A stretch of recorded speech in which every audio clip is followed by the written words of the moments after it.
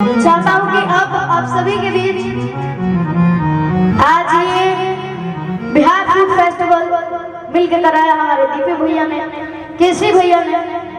तो उन सभी के लिए एक लाइन में गाना गाना चाहता हूँ। और कैसे कहना है?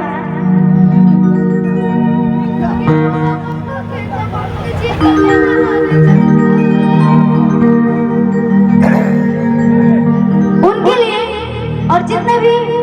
हमारे भाई आए हैं, आप सभी के लिए कैसे कहना है कि तू दबा के जीत ले हारा जंग, आप पूरी दुनिया में तुम्हारा बोल बाला हो,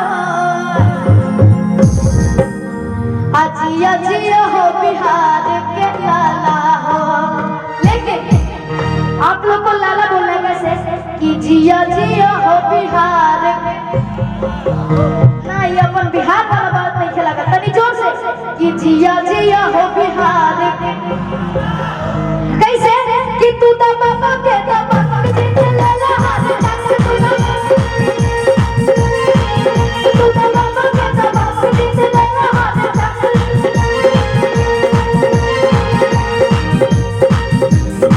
लेकिन भैया हम चाहता है ये गाना में सब लोग तनी दोनों हाथ उठा लीजिए, सब लोग तनी नाचे के बस सब लोग के दोनों हाथ उठा लीजिए, जितना भी लोग माने तो सब लोग अब डांस करके आता ही बड़ा के कैसे रहे के बाद कि तू दा बाबा के जीत ले हाथ जंग,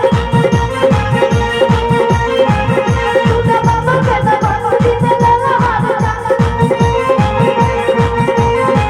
पूरी दुनिया में तुम्हारे बोल बाला हो, जिया जिया हो, जिया जिया हो, जिया जिया हो बिहार के लाला, जिया जिया हो बिहार के लाला।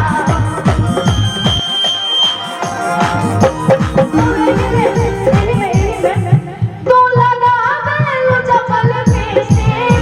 हिले राजे से, तू लगा बेलू जबल में से हिले राजे से, दिलता खुदा के ओ दिलता खुदा के कमरिया कमरिया करे लाला लाला।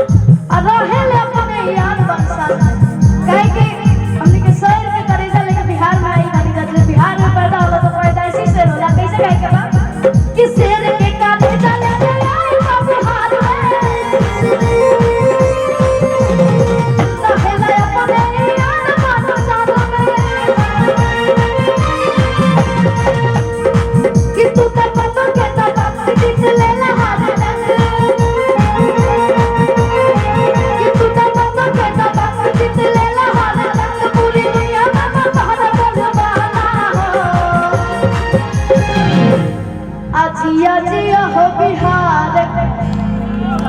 तनी जोर से कि जिया जिया हो बिहार के, जिया जिया हो बिहार, जिया जिया हो बिहार के लाला।